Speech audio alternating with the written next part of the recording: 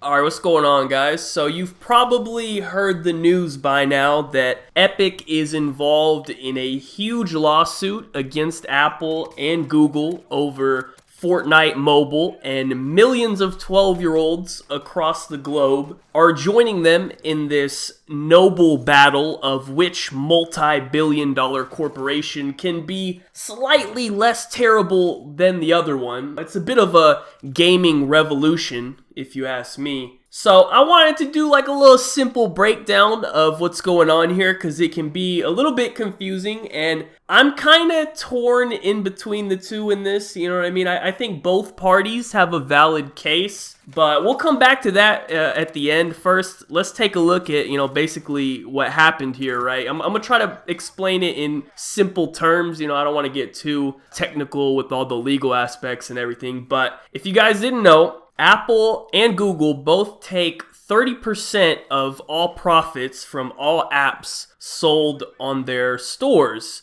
And Epic was not very happy about this because despite the fact that Fortnite itself is free, you guys know they make a lot of money from V-Bucks in-game, and that falls under this 30% category. So basically, Apple and Google were cashing out 30% from all the 12-year-olds buying skins with mom and dad's credit card, right? I don't know why people are still buying Fortnite skins in 2020. I was once a part of that crowd. I will admit I spent a lot of money on Fortnite skins that I probably shouldn't have done, but at the time, it seemed like a good idea. I mean, at least the game was really good back then, when it first came out. But anyways, I'm sure you can imagine how much money Apple and Google have made just from V-Buck purchases through their store, right? So Epic was like, nah, man, I'm tired of this. We can't be having them taking 30% of our profits. So they made their own Epic store where you can buy the V-Bucks directly from Epic themselves, basically cutting Apple out of the picture,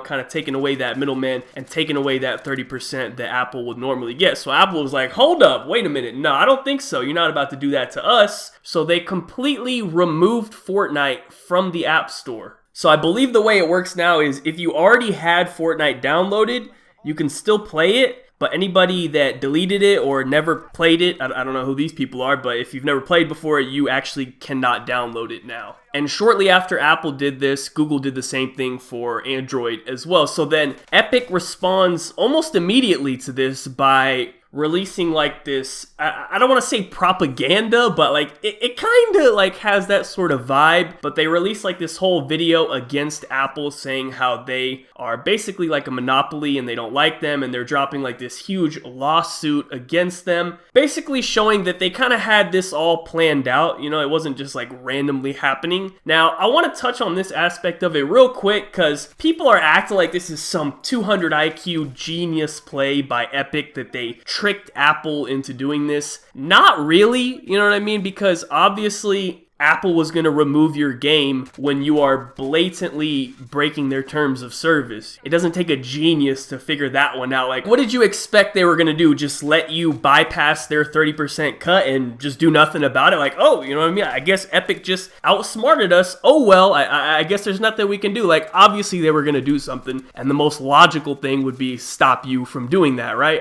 It's just common sense. So I wouldn't say it's some 200 IQ genius play that they did here by doing this. However, that's where we are right now. I'm not trying to do like a whole legal breakdown of it. I'm not qualified to do that, so I'll leave that to the professionals. But I will say I would be very surprised if Epic was able to beat Apple and Google in court. I mean, Apple and Google, that's two of the most powerful companies in the world, and I just don't see them taking any L's, you know what I mean? So that's kind of what went down, like a brief overview of it. Now, here's my thoughts on the situation, right? Number one, first of all, okay, people don't really seem to understand this, but the practice of taking a percentage of the products sold within your services is not uncommon. I mean, pretty much everyone does this, right? So you buy a game off the PlayStation Store, Sony takes a cut. You buy a game off the Xbox Store, Microsoft takes a cut. You want to sell something on Amazon, Amazon's going to take a cut. It's just common sense, right? You're using their platform, their services that they created. They aren't doing that for free, you know what I mean? It costs money to do that, number one. They aren't going to just have that up just to be nice to everyone, like, hey guys, come use our stuff, it's cool, right? Obviously, they want to be compensated for doing so, right? So that's fine. I think that's perfectly reasonable for them to do that, right? However, the reason you will see Apple singled out over every other company is because the way they have it set up is that the only way you can purchase things for Apple products is through the Apple App Store. So that's why people are saying it's a monopoly, because, you know, if you want something on your iPhone, you have to go through the App Store. There's no other way to get it done. Whereas with pretty much every other service, I believe, you have other options where you don't have to go through them, right? So that's the reason why Apple gets like the most hate out of all of it. So that's kind of like the first aspect of it. The second part,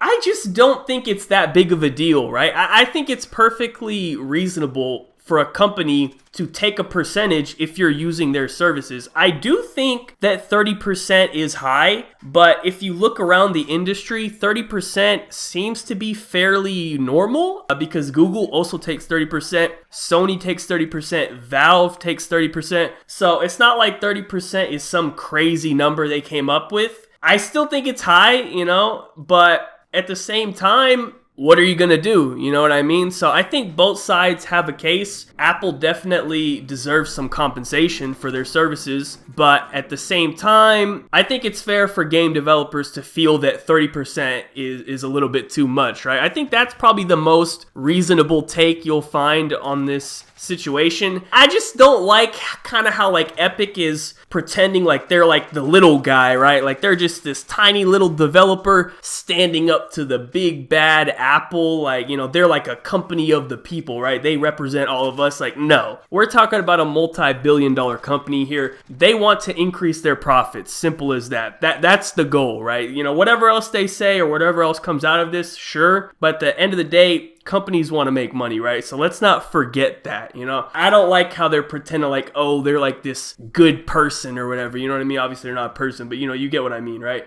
I mean, if you think about it, it could be worse. Like, for example, Twitch, they take half of my sub money, you know what I mean? They take 50%. I would be happy if Twitch only took 30% of my subs. I think depending on how big you are, like some of the bigger people, they do have a smaller percentage, but for the majority of people, they're on a 50-50 split. But, you know, what are we going to do? Go make our own streaming platform and stream on that? You know what I mean? Obviously, I'm not going to do that, so I just let them take 50%, you know what I mean? That's what they get for hosting the platform, right? Is it a lot? Yeah, I think so. But, you know, at the end of the day, you have to abide by their rules if you're going to be on their platform, and that's kind of where Apple stands on this. So yeah, that's pretty much it. I'm not sure anything is going to come out of this. This will probably get settled out of court, I would imagine, or it will get like delayed and pushed back to where like it never gets resolved or something like that. You know, I just can't see a scenario where Apple and Google lose in court to Epic Games. Like, that seems pretty unlikely, you know what I mean? But maybe something good will come out of this. Who knows? You know what I mean? Maybe they might just lower the percentage. I think that would be fair. Something like that. But I don't know. We'll see. But I think people are a little confused, and some people were like making way too big a deal about this and all sorts of stuff. But yeah, that's pretty much it. Hopefully I got all of that information correct.